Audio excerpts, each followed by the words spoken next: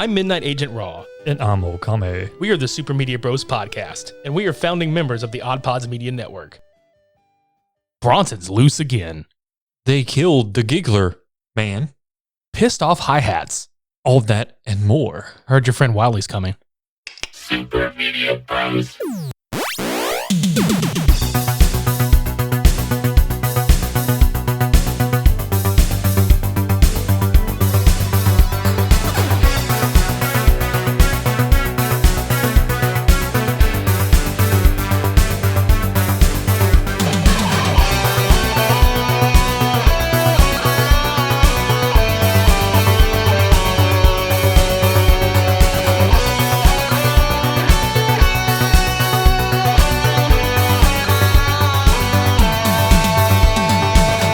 Just keeps coming back for more.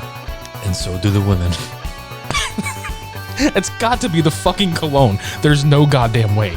I mean, how else do you score 3 hot chicks in 3 movies? By brandishing a big fucking gun. Bronsoning. Yeah, Bronson. Welcome to episode 154 of the Super Media Bros podcast. I'm Midnight Agent Raw. And I'm Okame. Death Wish Month rolls forth with Cult Cinema Showdown 64. Yeah, with the second and the third one. Yeah, it's like a battle of the... Which one had the better mustache? I don't know. Do you know? Which mustache tickled their fancy? Yeah, we'll find out by the end of this one. Mm-hmm. So it's the battle of the 2 sequels following the first one, obviously, but Michael Winner, the director of the first one, has returned for both of these films. For 2 winners. That's right. But we're here to see which one is going to go on to face the winner of 4 versus 5. So let's fucking get into it, because both of these films are drastically different from each other. I'm just getting confused with so many winner references here. Who's going to win? Who's going to win the winner? It's like the epic rap battles of history. Michael Winner versus Michael Winner. Who wins? Who doesn't win? You will make the winner. You make the winner. All right, dude, let's get into Death Wish 2, shall we? Sure. 1982. Obviously, the first one was 1974. 1982, so years after the fact, 8 years. But in the movie, I did notice they said it was like 4 years after the events of the first film. So Paul Kersey, back again, he's basically managed to move on with his life, and he's in Los Angeles. Somehow we skipped over Chicago. Yeah, where he ended up in the first film. Yeah, so he's like, oh, fuck Chicago. I'm going to LA, where there's probably even more fucking violence. Especially, you think New York and Chicago are bad? Let's go to Los Angeles, baby. Yeah. Where he's dating a radio reporter. Who's very British. I'm not even going to speculate where the accent's from. I just thought it was hilarious because when she opens her mouth, it's like, oh, I was not expecting that whatsoever. Mm-mm. So anyway, they pick Carol up. Carol is in the mental institution in Los Angeles, and I guess this is where we find out why he moved to LA. Yeah, she got transferred there. Basically, they needed to change the scenery because New York was just too traumatizing for her, I guess. Oh boy, this fuck, dude. Let's just get this out of the way. This is even more traumatizing. Shit. So Paul Kersey has a housemaid, and he's got a nice fucking house. He's dating Jerry, and they're out walking with the daughter Carol at some kind of park or whatever. And yeah, it's like a little fairground or something. Mm-hmm. But anyway, like his wallet gets stolen because he's going to go get ice cream or whatever, and Paul gets his wallet stolen by these 5 motherfuckers, including Lawrence Fishburne, which again, another actor that started out, because we were talking about this before we started recording, like another actor that started out, or not really started out, but this has a role in this franchise that absolutely goes on to do bigger shit. Right. He's the only one that's really recognizable of the whole, what was his name? It's like Cutter. Cutter, yeah. Yeah. And they all have some weird names. It's Nirvana, Punk Cut, Stomper, Cutter, and Jiver.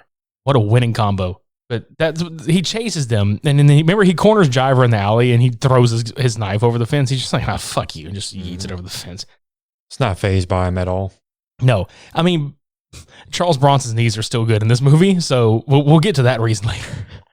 But his knees are still good in this movie. He can, maneuver. Can maneuver quite well. But anyway, the gang members take his wallet, find his address, and you already know where this is going. More senseless beating and raping. It seems to be a fucking nasty ass theme throughout this fucking series. Pretty much. And so they beat and kill the maid, And then they just kidnap Carol, where they've tortured her basically to the point where, like, Paul had come home and they knock him out, right? And he just sleeps all fucking day. I want to sleep that good. And then Jerry like tries to get a hold of him, and he just happens to wake up at the right moment. Funny how that works, isn't it? Mm-hmm. I wonder if that's just an alarm clock. Let's just say that Paul Kersey lived to like 2021. He doesn't use regular alarm clocks on cell phones. He uses the sound of like a fucking door knock. Mm-hmm. Because that's the only thing that's gonna wake him. He's like, oh fuck. Time to get him. Who the fuck is it? Time to get slaying. Right? It's like the sound of ding ding that don't work. He's old. Mm-hmm. He's just like fucking door knocking. I'm a traditional man. It's like these goddamn kids again. But anyway, he wakes up, doesn't know what the fuck's going on, but he doesn't identify the attackers. Like, that's one thing that I did notice. He doesn't identify them. And that's just so he can get them. He doesn't want the fucking police going after him because they didn't do shit last time this happened. And then he finds out what happened to his daughter because that one detective shows up. But we're going to tell you what happened. Your face was fucking priceless, dude. I was not expecting just how drastic of a turn that would have taken, but so they had their way with her in this little like parking garage warehouse looking place, and she plays dumb. I mean, she obviously just, you know, makes no attempt to like resist basically, but as soon as they break away, she takes off.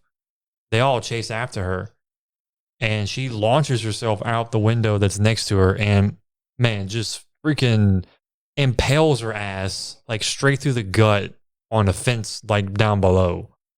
And I'm just like, holy shit. Yeah, because the way they edit it, you think, well, she's going to land in some bushes, but then they zoom out and you just hear whop, and she's just fucking hanging there. Yeah, she's like a freaking Halloween decoration at this point.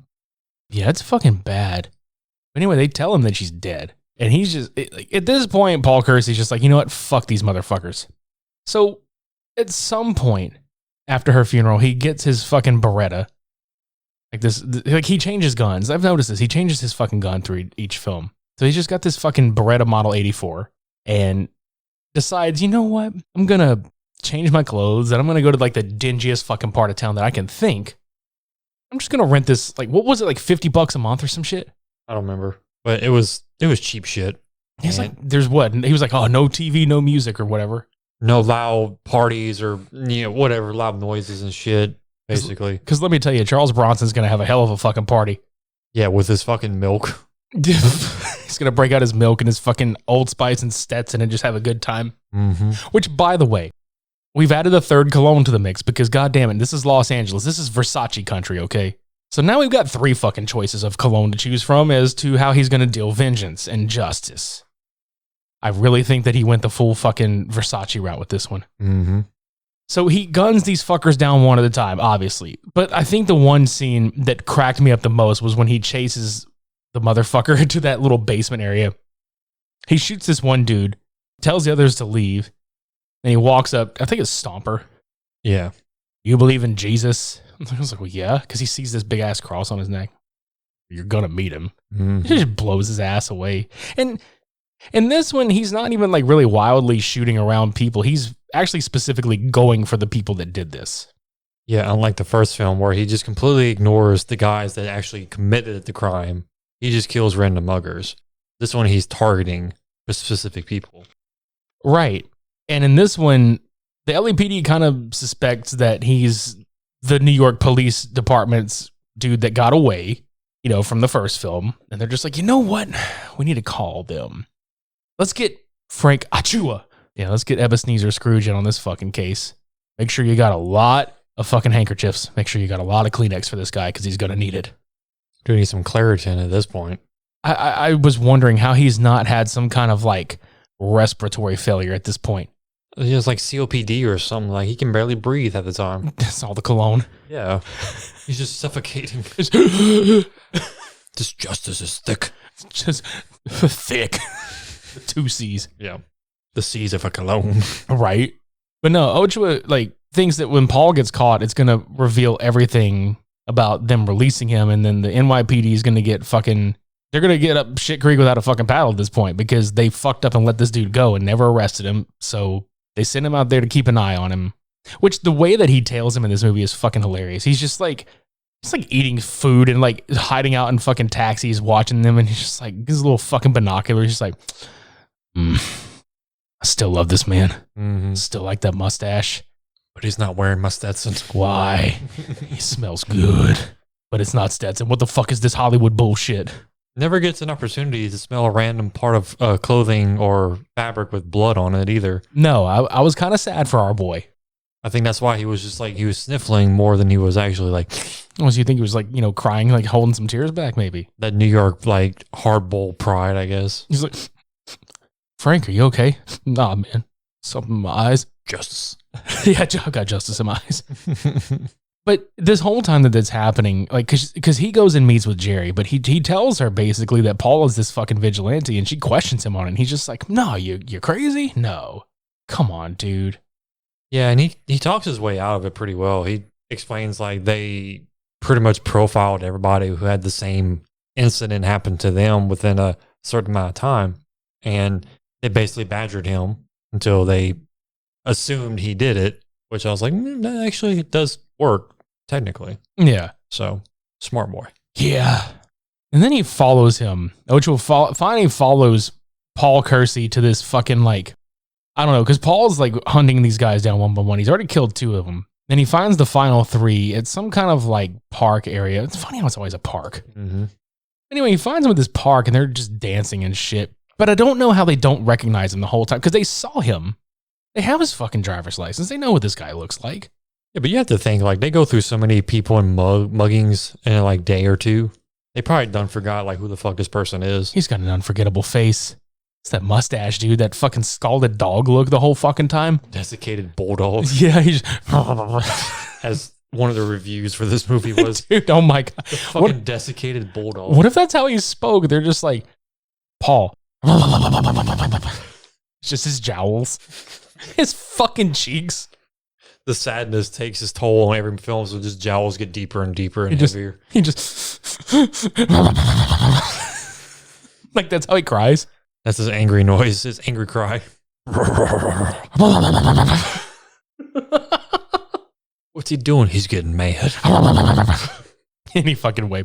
Because remember he follows them all, and Ochoa gets shot because there's a fucking shootout because they're going to buy more guns and shit. They're trading their drugs for guns and giant shootout. Ochoa gets fucking killed and basically tells Kersey to get these sons of bitches because, dude, when Lawrence Fishburne's character gets fucking killed, holy shit.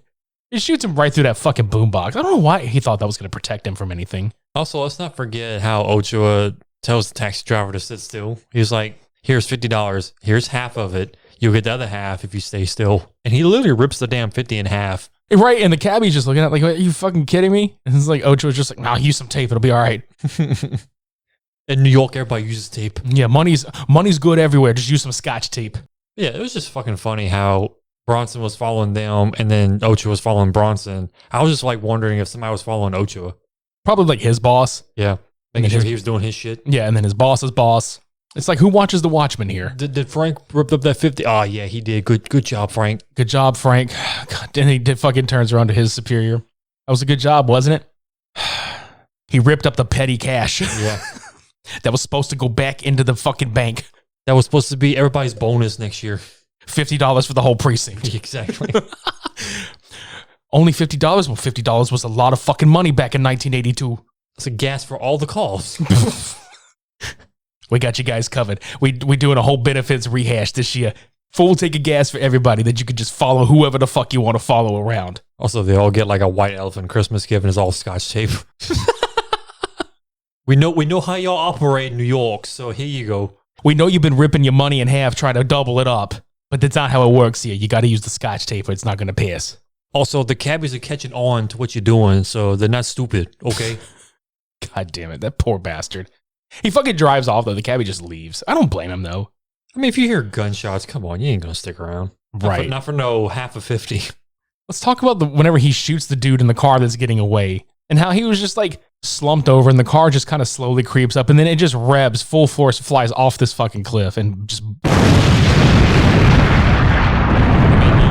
talking about drug dealing Elton John? Time on my hands. Arms dealing Elton John, yeah. Yeah, he literally like pushed the fucking pedal to the metal like he did on the piano and just like took off like post-death, post-mortem. He really did look like Elton John, like that flashy fucking jacket and the glasses and all that shit. Mm-hmm. I'm tired of cocaine, music. The whole nine. I'm tired of music. Here's my final note. I need a rush. It just fucking flies off and blows up and shit. Yeah, like the first explosion of the series, I want to say. Gotta be. But more to come. Oh my God, much more. So anyway, Nirvana is the one that gets away because the police finally show up and Ocha was dead, so they don't have, their man that's, figuring out what's going on. So they finally get the one dude that got shot in the stomach and he gives them Nirvana's name before he fucking dies. And I had to laugh because the fucking paramedic just looks at him. He's like, oh, no rush on this one. Fucking just covers him up with a fucking blanket. That's like a common thing in LA, I guess. They just look at a dead body like, oh, well. Like they see so much of that shit all the time, I'm sure. Yeah. Oh. Another one. We got another stiff one here. Bring out your dead. We're going to need another paramedic. Can we talk about the fucking scene where so Paul tells Nirvana to this fucking location. Can we please talk about the PCP rage scene?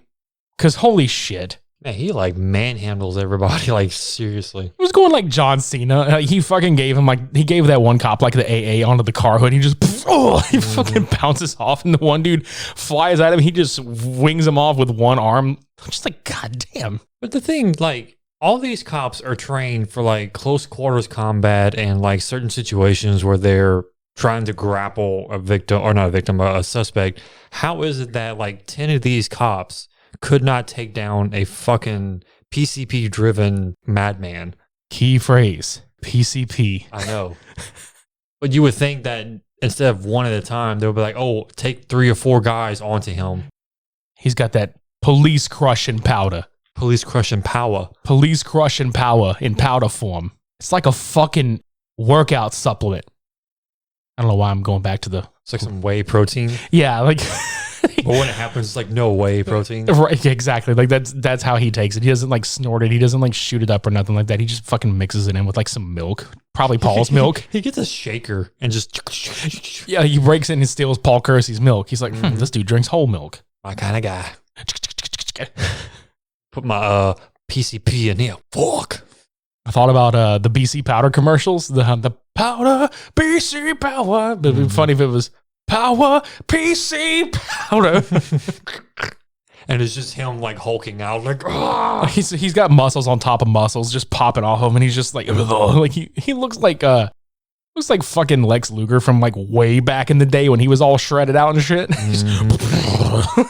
That's power PC. Flex Luger. But anyway, they try him after they actually, get him down and arrest him and shit. And he's found criminally insane and they send him off to this mental institution. So what does our boy Paul Kersey do? Him and Jerry actually go take a visit to the same hospital because Paul is not done. He's far from done. Paul's never done, my friend. So he ends up stealing one of the badges off the doctors in the locker room. It's just sitting there. I don't know how, but takes it home and he starts making copies of it and trying to create a interesting name for a doctor that he can be, basically. And he makes a little trip, a house call. I love before he does that though, when he fucks up the first one and he goes to throw it. Now the trash can is literally like right by his foot. He fucking misses. How does this man have like pinpoint accuracy with fucking guns, but he can't see a goddamn thing? My thing is, he's probably not getting shot at, so therefore the adrenaline is not spiking him to where he can be accurate. So if you shot him during that sequence, he probably would have made it instantly. He needs to eat more carrots. Just shove him in his eyes. Paul Keratin. Exactly. So yeah, this works, by the way. Makes fake ID. Takes a little visit up to the hospital. Finds a jacket. Slides the card into the little name tag holder. Looks good enough. Looks just like a fucking doctor. Nobody in LA was going to question this. Dude, you call the accuracy of that shit too. Mm-hmm. It's pretty much probably how it is.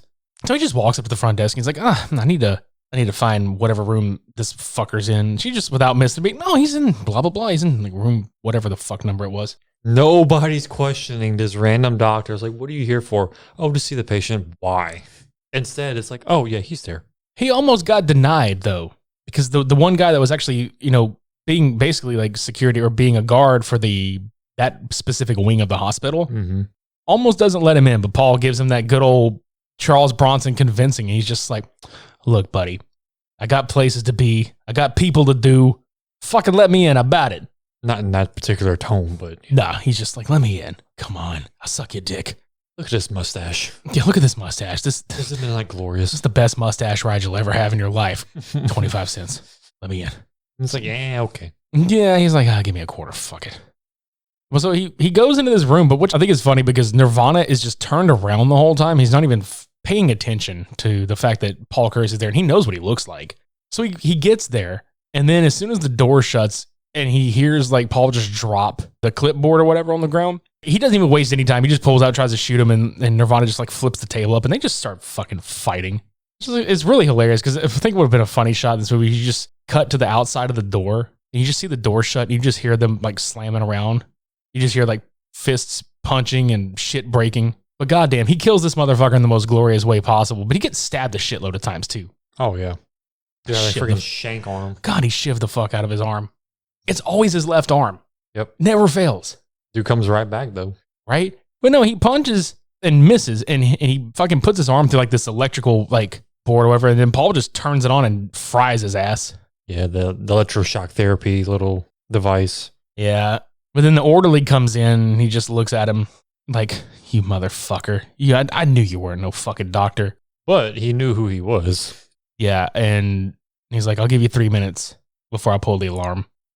So he leaves, and unfortunately for Paul, Jerry's already showed up because he at one point has asked her to marry him and run off to, I don't know Mexico. where. That's right.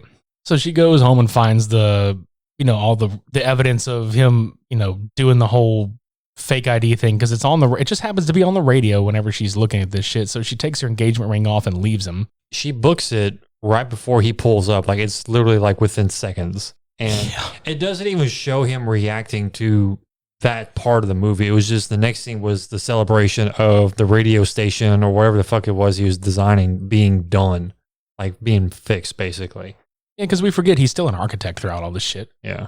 And I love it. They're just like, you're going to come to the company party? And he's just like, well, what else would I be doing? And he walks off, which I thought was kind of funny because the way they cast his shadow in the building, I was waiting on him to do the whole Peter Parker thing from Spider-Man 3, just fucking dancing and shit. Mm-hmm. They played the music for it. It would be fucking hilarious if it was just Charles Bronson walking around doing the actual Spider-Man fucking dance. He just walks out with all black on. He's just like, I'm going to this fucking company party.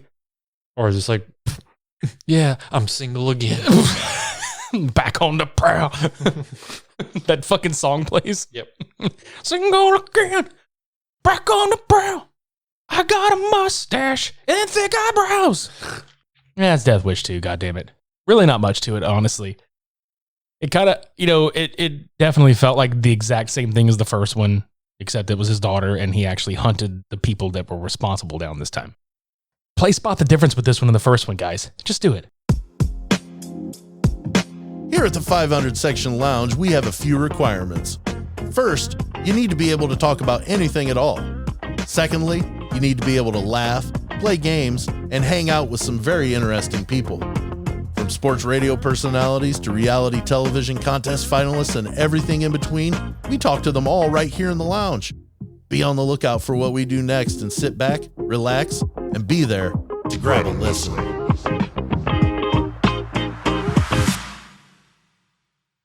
Let's move on to Death Wish 3. This movie is by far the biggest departure. Like when you think of in terms of sequels, it's like, okay, you got the first one, a good setup for all the characters and shit. You got the second one that was, more of a direct follow-up. This one was just like, it could have been a standalone because they don't really tie it into the other two until I think, an hour or something into it. This one is back in New York, same director, Michael Winner. So he goes back to New York after being banned to visit his buddy Charlie, who served with him in the Korean War. And what happens to his fucking buddy? He gets killed. Real fucking hard. And it's this whole gang. They just beat this shit out of him, right? And Paul arrives as Charlie dies. So the police automatically think that he fucking did it because, that's just how it rolls up there. Well, first of all, he had a fucking gun on him and he was literally there. So it's like, you just set yourself up there, buddy. Yeah. Well, they take him in, and Richard Schreiker, who's the new police chief, or may have been the original chief of police. I don't remember. I feel stupid if it is. Anyway, the police chief recognizes him as quote unquote Mr. Vigilante. Sounds like a wrestling name. I keep bringing wrestling up, but goddamn, it really does sound like a fucking wrestling name here. So, coming down to New York City, Mr. Vigilante, weighing 200 pounds of shit in a 10-pound bag with a hell of a mustache. Loaded from head to toe. Yeah, I think he's ditched the Versace cologne and he's gone back to his fucking Stetson / Old Spice ways in this one, to be honest with you. Mm-hmm. So to make a long story short about the police scene or whatever, throws him in the holding cell and no charges, no anything like that. And he comes face to face with Fracker, Mr. No Hawk himself, who is the gang leader in this movie. They get into a scuffle in the jail cell. They're separated. Fracker somehow gets out. All while at the same time he's getting led out of the cell, he makes 2 open threats to kill someone, and then he leaves. I'm like, dude, how even with a lawyer, how would you even be able to get out of this situation? Oh yeah, you got out. Okay, I'm gonna kill this old lady for you, and I'm gonna kill you. Wait a minute. Right, and the cops hear all this shit. They're just kind of like, huh, well, maybe let him do it. Maybe we can get him on something. Like, isn't that sad? Like, you have to let them do something to get them on something. Like, yeah, we'll let you go and do what you gotta do. Yeah, because I mean, the dude just looks like trouble in the first place. Like, why the fuck? This guy, and I swear to God, every time I see his head, he reminds me of a skinny Dennis Hopper from Mario Brothers movie. Because he's oh my God, he does. He's a skinny Bowser with the freaking hair dude that goes like on the sides from the top of his head or like the front of his head to the back. And he has this red fucking line going from his forehead down the middle to the back of his head. It looks like if you just watch it, it's going to open up like a fucking alien egg or something. So does that make Charles Bronson Mario because of the mustache? Mm-hmm. Come on now. His power up is milk. He just fucking he grows like he grows 2 sizes larger. But a knife will decrease his size. Upon sight. Stab wound, which makes sense of the fucking plunger part. I forgot about that. God damn it. Yeah. He gets this caseworker that comes in, Catherine Davis, who is telling the police chief, like, he's going to sue you. He's got a case. You can't fucking hold him forever. And Stryker's response to that was just, he don't give no fucks. He gives 0 fucks. But what I think is hilarious is like he has this like the light bulb that goes off above his head. He's like, ding, I have an idea. Ding, fries are done. God damn it.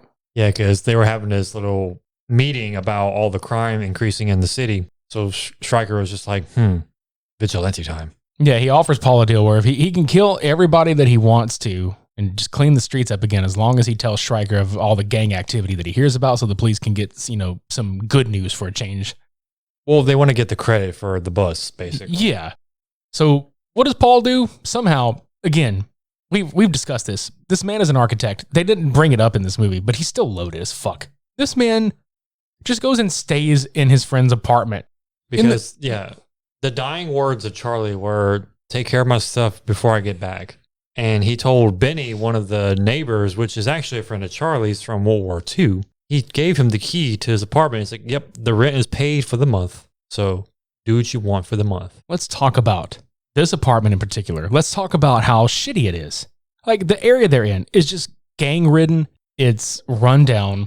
It's gangly. Yes, it is. But I thought it was hilarious, like the fact that you noticed how much nicer on the inside it looks than on the outside. Yeah, even if you're not a fan of the interior design, like, it looks a hell of a lot better than what it looks like on the outside. I wonder why that's why some of these people are staying where, like, it's like the rent's like stupid cheap there and it looks good. Mm-hmm. They're just willing to put up with all the bullshit from the gangs. It's like, do I risk my life for cheap rent? I guess so. Yeah.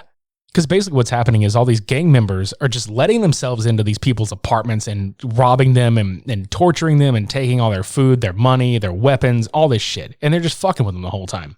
Old Paul Kersey's all coming to town, though. But I mean, his buddy that he just made, Bennett Cross, who was a World War II vet and was friends of Charlie's or whatever, he makes friends with him. He makes friends with this Jewish couple, the Kaprovs, or the Kaprovs, and then Rodriguez and Maria, which you kind of get this whole, not an ensemble cast, but you get, it's like, this is the movie where Kersey's like not alone for once. Right. So let's talk about the way he starts to clean up around here. So he goes to dinner, and before that, he's bought a car, and they're like, what's with the car? It's bait. Yeah, that's bait. But I laugh because I think this might have been the first actual, like, Kersey kill of the film. Your face was priceless, dude. With the fucking car scene. Yeah, because 2 of the gang members were like stealing shit from the car. And they're like, what's up with you? What's your problem? He's like, it's my car. Yeah. It's like, what are you doing to the car? Well, what's it to you? It's my car. Yeah. I love how they're like, well, you're fixing it. You finna die.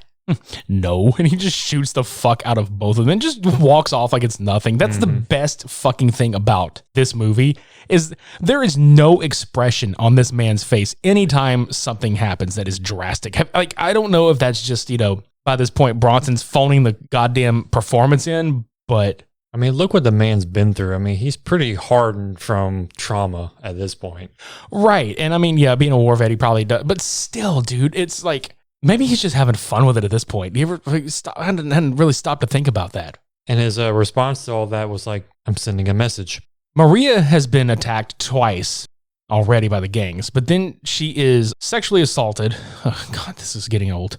And dies in the hospital after getting her arm broken because the doctor's just like, well, you see, it was just a broken arm, but it might have released some blood clots that clogged her arteries, and her heart just failed. We're sorry. Poor fucking Rodriguez, dude. That motherfucker there. That poor son of a bitch. So he just orders it. He's like, you know what? My friend Wildly's coming to town. And everybody questioned that. Who's Wildly? Is he fast enough to catch the giggler? Because that was like another like running gag, literally. Yeah. Was one of the gang members was called the giggler. Because every time he would mug somebody, he would run so fucking fast and he would, and I ran, ha, ha, ha, ha. So they're like, is your friend Wiley going to be able to catch him? He's like, oh yeah, just you wait. I feel like they should have put pumped up kicks right there. Let's remaster this and put pumped up kicks right there. Mm-hmm. You imagine like back then they had Converse. Paul Kersey had Converse. Paul Conversey. Mm-hmm. Controversy. Exactly. But that's like his shoe of choice. He's just wearing like loafers and shit throughout this. How the fuck? Let's talk about that for a second. The man's a murderer of class. Yeah, he is. He dresses just so homely and just so everyday. Like he dresses like an old man should. Yeah, he's like Mr. Rogers' Neighborhood. Mr. Rogers' Hood. Yeah. That's another thing too. Like this film was so fucking funny for that particular reason. It was when there's no violence, it was literally like the Golden Girls of old people. They're just like talking about old people stuff the entire fucking time. And then shooting, killing, bad stuff happens. Oh yeah, by the way, my hemorrhoids blew up again. Oh no, I had that happen to me last month. You know what I used? I used Aspirin. Next thing you know, it's like, oh, I got stabbed. That would be a funny conversation. You know, my hemorrhoids just blew up the other day and it was just nasty and leaky and gross. Paul, how's this soup? Soup is great. My soup. But anyway, Wildly is a fucking goddamn Desert Eagle style looking fucking gun. It is a goddamn hand cannon, okay? With big game caliber bullets that are like half the size. Like it's strong. Right? Because there's one scene in particular where Bennett's like, oh, you loading your own ammo? Nothing's too good for our friends. Mm-hmm. Goddamn, dude. You know shit's about to get real when Paul Kersey starts building his own ammunition. Dude, this gun is as big as his fucking head. Almost. If any of you guys listening to this on YouTube see the poster for this on the opposite side of Death Wish 2, like you can see this fucking gun. It's goddamn large. So Paul devises a plan to catch the giggler. Fucking name. I know, I can't even fucking say it with a straight face. Like my cheeks are just like hurting from smiling at that shit. It's just so dumb. So here's his plan. He's going to get, the all-American ice cream bar. He's like, you know what? I'm going to the store for some ice cream. And how he does it was fucking funny. He carries around this like, what is it, Nikon camera bag. Mm-hmm. And he just flings it around, just going to town. And they catch wind and they look at it and old fucking giggler's like, he pops a boner looking at it. He's just like, just takes off down after Kersey after he's eating his ice cream bar. Just yanks it out of his hand and here comes old Wilder. Pow! Just a fucking, it's like literally like 3-inch wide, maybe 4-inch wide hole of just open wound. Drew Brees could toss a fucking football through that bitch, dude. Mm-hmm. It's like a tire. Like they fucking practice throwing footballs through the tire. It's like a hole that fucking big. Yeah. And I love like it just cuts there. He just walks away and the whole neighborhood just cheering him on out of their windows. And then the very next day, the whole gang is just sitting down. They're just like, they killed the giggler, man. The giggler. They killed the giggler, man. Oh my God. Sound like John Travolta. Oh my God. They killed the giggler. That woman that fucking like freaks out. It's like, yeah, he stole my pocketbook 3 weeks ago. I'm glad he's You dead. dirty son bitch. Where were y'all whenever this happened? Right? Like, this old lady was pissed at the fucking cops. Can we talk about when he had old boy and tossed him off the fucking roof onto that car? Oh, geez, yeah. Plain as day dummy. Like plain as day fucking stuffed dummy. Doing the Jesus Christ pose the whole fucking way down. Yeah, just imagine like Gary's Ma T-posing, just whoop. It's a long drop too. Like until they panned out, I didn't realize how far of a drop that he threw him from. It was like 3 or 4 floors up, maybe. Yeah, he just 5. lands on a taxi cab. Yeah. But the way that he, oh my God, dude. Yeah, he lands close. Okay, so the cab is facing the road and the building's on the right side of the cab. He lands feet first into the cab and his body goes towards the building. Well, whenever the cops get there, his body's facing the other side of the car, literally hanging over it. And I'm just like, how? Movie magic. Who touched the body before we got here? Someone moved it. I know they did. Because it was not like this before we got here. Let's talk about the public defender that just hits on Kersey. Yo, come on. This chick meets him in the fucking precinct day one, suddenly interested in this guy, gave him her number, said, hey, if you just need anything in general, let me know. Finds him at the apartment, wondering how the fuck she found him. She just has her ways, and bribes him with dinner, or like not bribes him, but literally just like makes him feel guilty for not having dinner with her. It's like, I don't want to be alone with all the muggers around, so can you just have dinner with me? Sure. How about Friday? Yeah, that's fine. Friday's good. It's like, bruh, you met this man in the fucking jail. It's the Cologne, dude. I swear to God. You don't know what this man is capable of. Why the hell he was tossed into jail in the first place, even if it was unconstitutional. You still flirt with this man. Like, hell, why don't you just go into the fucking precinct and just like, who should I date today? Yeah, but it works. 1980s. He gets some. Yeah, after the whole chicken. That's right. Because she's going to cook dinner for him or some shit. And she's like, I hope you like chicken. That's all I know how to cook. Or is that what she said? Like, that's all I know how to cook? I made chicken. That's all I know how to make. I like chicken. Chicken's good. Right? Just the way he says it, though, is funny. He doesn't break expression. No, he just stares at her like, yeah, squinty-eyed with his mustache. His mustache actually probably talked to her instead of his lips. He's just like, I like chicken. Chicken's good. Speaking of viewing, there was that scene when they were chasing the giggler before he got killed. And it would break away to like, I would call it Bronson vision, because the film quality was like grainy as fuck, because you see right behind the giggler, and it would only do that 2 times. The rest of the film was clear. So I was like, man, this is what happens after all these murders that an old man like does. It's just, he gets like this film grain in his vision. He's like, right on his tail. Oh, shit, I can't see him. Where'd he go? Fuck. But yeah, this man can freaking sniper shot with a fucking handgun. Dude, right? What I was saying earlier, like the dude can't see shit, but he's a fucking expert marksman. So let's move forward with the whole, the Catherine saga here. So they fuck, and she's, leaving town. She wants to leave town and go visit her family or whatever. Her and sister that she hates. Yeah. So we forgot to mention that Paul Kersey has, in the meantime, as far as aside from staying in this apartment, he's purchased a P.O. box at the post office that he just fucking mail orders weaponry through. Like, oh, what the fuck, dude? This is the 80s. Like, you can't fucking really, like, the kind of weaponry that this man is ordering. You cannot just fucking do this shit. I mean, not only that, I didn't think they would mail packages bigger than the mailbox itself unless they would send them to the post office, because these boxes were clearly bigger than the actual P.O. box itself. Right? So how, dude, I don't think they hold them at the, where the P.O. boxes are, huh? Yeah, I mean, if it's a special delivery, they get handed over the counter or whatever. But just the fact that he's just mail ordering fucking Arms, rocket launchers and shit like that. Yep. Because he's ordered all this shit or whatever. And before we get to the particular scene that kind of sets off the rest of this film. Particular set of scenes. That's it. Remember when Bennett shows him the old fucking hand cannons that he's got in his goddamn armoire? No, dude, this was funny. Sets off a chain in motion.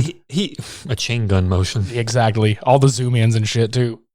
He opens up this armoire and shows him this old Browning like machine gun. I forget the exact caliber, but the way they show it is basically if I were to take my drink right now and as soon as I pick it up, literally shove it in your face. Look at this thing right here. Like all you can see is the one letter on the freaking drink side. That's how close the camera got to the gun. Like all I saw was like part of the stock of it, basically. I'd get a good look at it. That's the Bronson vision. That's another Bronson vision. He's like gun, gun, gun, gun, gun. So you already know that this weapon's going to get used. Like there's just no getting around it at this point. So he goes to the post office because they're going to go to dinner. Catherine and Paul are going to go to dinner. And he's like, I got to pick up something at the post office. Will you wait right here? She's like, sure. And they're all in love and flirty and all this other bullshit. Well, he goes in. Well, here comes Fracker and one of the other gang members. Dude, oh my God, just. Yeah, just like knuckle punch her in the fucking forehead. Real hard. Knock her out, take the emergency brake off, and just let her roll downhill. This car was a goddamn tank because it collides with another vehicle on the bottom of the hill, splits that fucker into, and then just.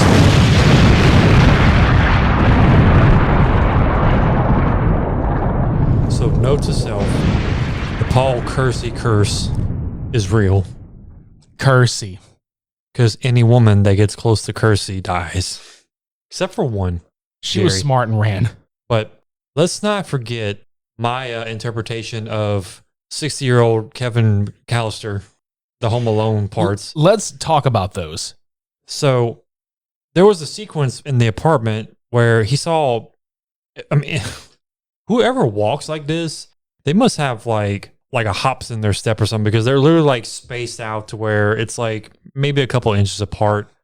There's no like actual walking, but the footprints in his apartment. And he's like, I got an idea. He nails this fucking, I guess it's like a cabinet door or some kind of like door in general with a bunch of broken ass nails sticking up. And he lays it out flat onto the actual floor underneath the window where the supposed person is crawling into. Well, he ends up coming home one day and he sees that there's blood on the floor and he sees that it's trapped to work. Well, the next shot is one of the members like, man, I got hurt, you know? Yeah, he's got like this makeshift 2x4 as a crutch, and his foot is sticking through the tongue top of his Converse sneaker, all bandaged up. And I love it because Fracker just kind of looks at him. He's just like, you pussy. You dumb shit. You fucking twat. But the second one was probably my favorite one, minus the use of it later on. But he gets contacted by the Kaprovs because they keep breaking in and shit like that through this one window where there was one moment where they broke in, they harassed them, and one of the guys like, we come here anytime we want, like just laughing and shit, anytime. Well, Paul makes this like catapult contraption, and it's literally basically like watching Home Alone at this point. It's like a mousetrap. Yeah, pretty much. And when they open the window, the freaking lever pops and like slaps the person in the forehead or in the face. It's kind of like when Chevy Chase was walking the beams in Christmas Vacation and kept fucking stepping on the plywood and just pop, hit him right in the face. Bitch slapping him. Yep. Yep. Well, it worked because the same guy came back and two front teeth were on the top of the board, like stuck in the board. So they're talking about a 5'6" Latino man with two missing front teeth. when you were talking about how he needs the chiclets like Mr. Wilson in, it would be funny. They cut to the next scene, like they cut to the one dude with his foot all fucked up, right? That one happens, and then they cut to the gang scene again. He's just sitting there, and he's got the chiclets shoved where his teeth were. They took my teeth, man. Fucking board took my fucking teeth. Just two oversized giant fucking chiclets just shoved in place. Classic. After the love of his 3 or 4 day life tragically explodes.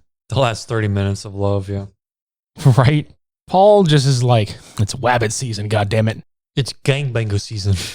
Yeah, so he goes and visits Bennett in the hospital because at this point he's put in police custody for protection because they're like, okay, he's in like a little too deep here.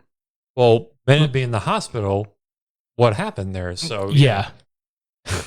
He got fucking fed up with this shit, all right? So he threatens all the gang members that are outside of the apartment with the fucking one of the machine guns, not the main one. He gets one of the other ones he had in his armoire and just goes outside. He tries to blast everybody. It doesn't work. They pretty much corral around him and throw him over. It was like 2 floors up from the bottom floor onto the concrete. Right. How does man don't die? I don't know. Because the reason he did this is because they blew up his taxi shop. Because he's yelling my shop, but it sounds like he's going, my soup, my soup, my soup. I left it on the oven and it exploded. Dude, this building blew up at least a good 3 times. That's some spicy soup. I know. He's like, I like it hot. I like it so hot that my goddamn taste buds. Explosion of flavor. Right.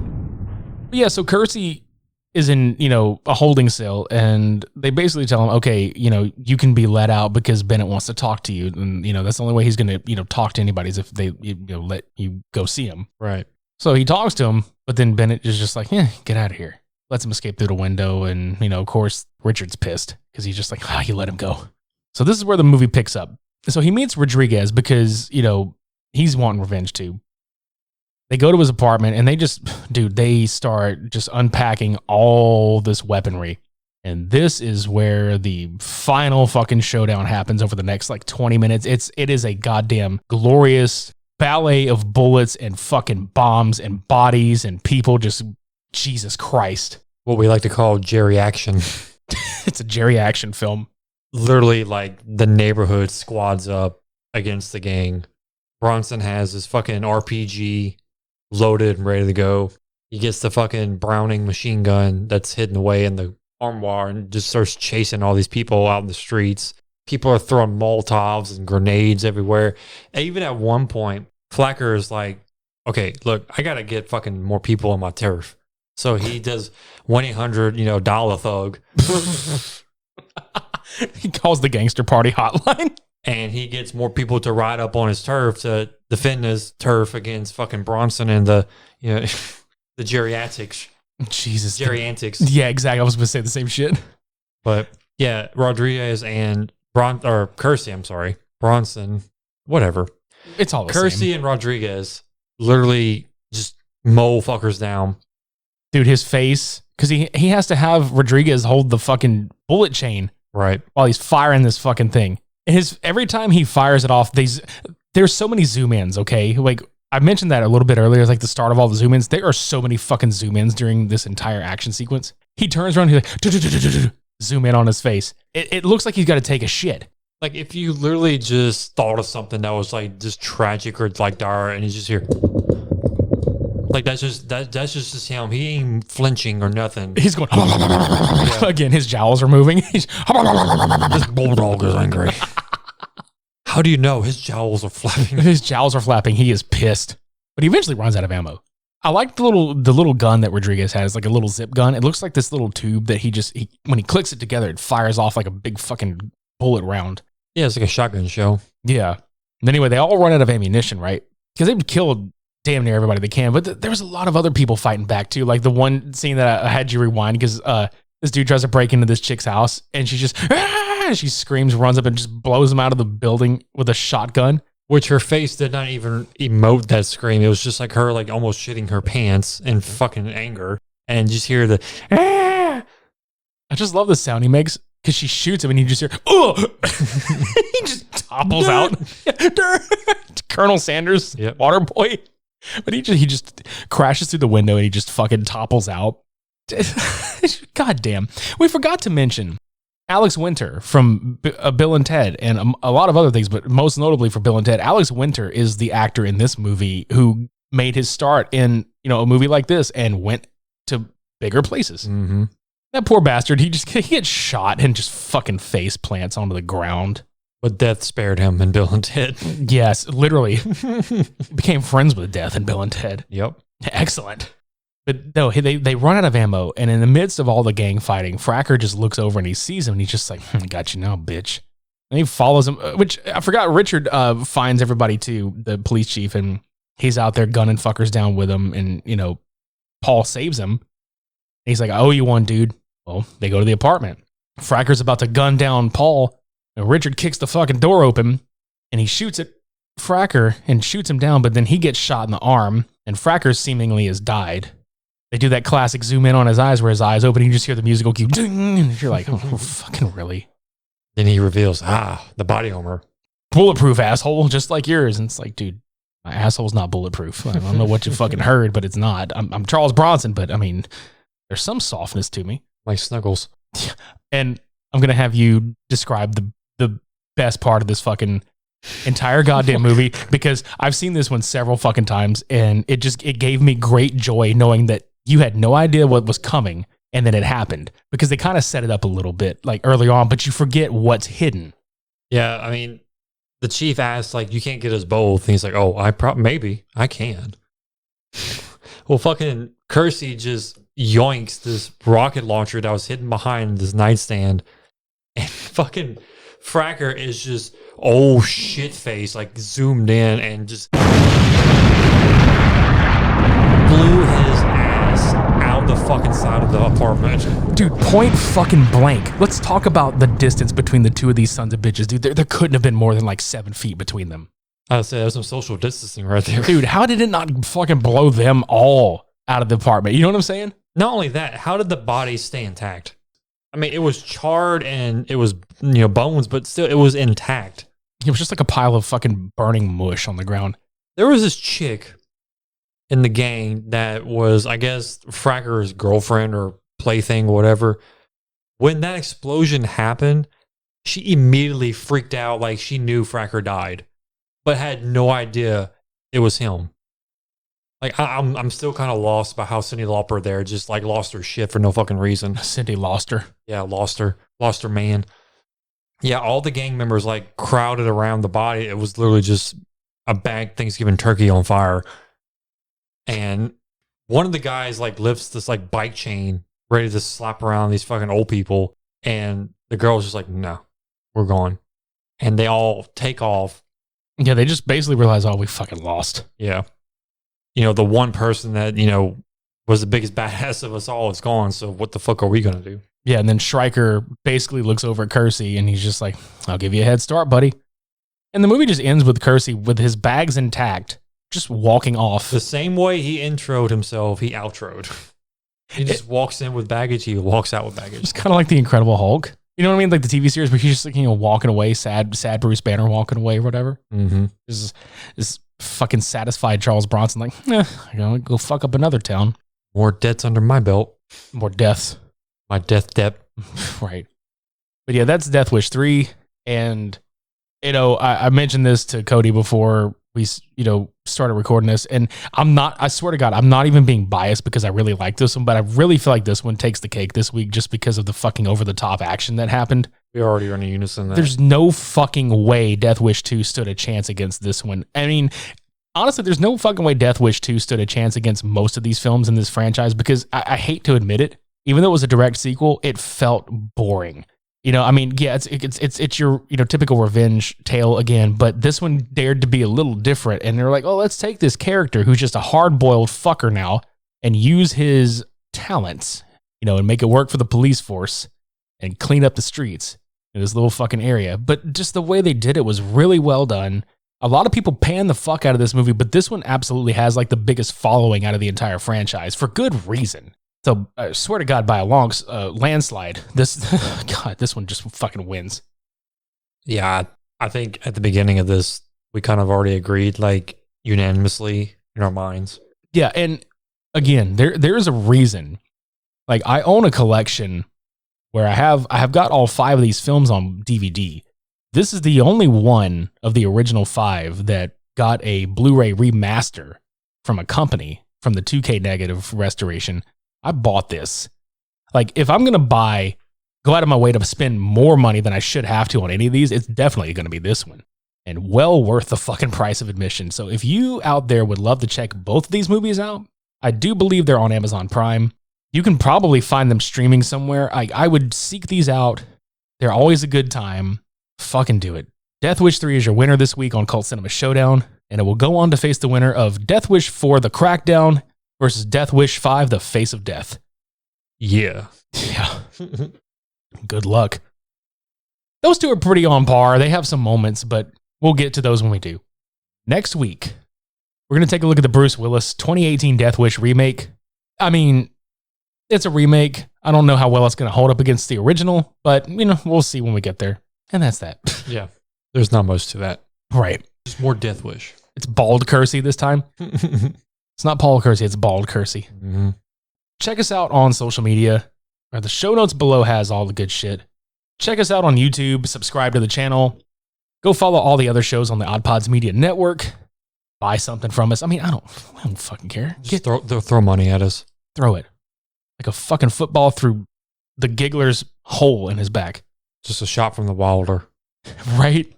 When you buy one of our t-shirts or jackets or whatever, giggle as you run away from the mailbox with it. And then have it like shot onto your body just instantly. We will send Charles Bronson's corpse with his Desert Eagle to your house to fire it out onto your body. We can't really guarantee it, but... we can't guarantee it's going to be actually Charles Bronson's corpse, but we can probably do like a blow-up doll with his face on it or something. Dude, could you... Oh my God. Like, he becomes such a sex symbol from these movies that some company out there is just like, hey, we gotta recreate like a blow-up doll with Charles Bronson's likeness. But I mean, it's going to be like Stetson flavored like latex smell. That's the sex appeal. Stetson scented for your pleasure. Charles Stetson Bronson. Okay, so I know we didn't do this last time. What cologne do you think he really wore for this one? Like Death Wish 3, come on. Like, which cologne did he wear throughout this one? Obsession. Fuck yeah. Obsession for Men by Calvin Klein. Yep. Because this man is obsessed with death. Yeah, he is. You want to get the fuck out of here, dude? Yeah. Yeah, because we got more movies to fucking watch for this month, and holy shit, more cologne references to make, more fucking body counts, hopefully more explosions, more bullshittery. Well, it's like you said, the Mustache Wars, Attack of the Clones. Yeah, Attack of the Colognes. The Cologne Wars. What are they attacking? Your senses. Yeah. That was episode 154. Cult Cinema Showdown 64, Death Wish 2 versus Death Wish 3. Until next week, I've been Midnight Agent Raw. And I'm Wakame. Spray it on. We're smelly.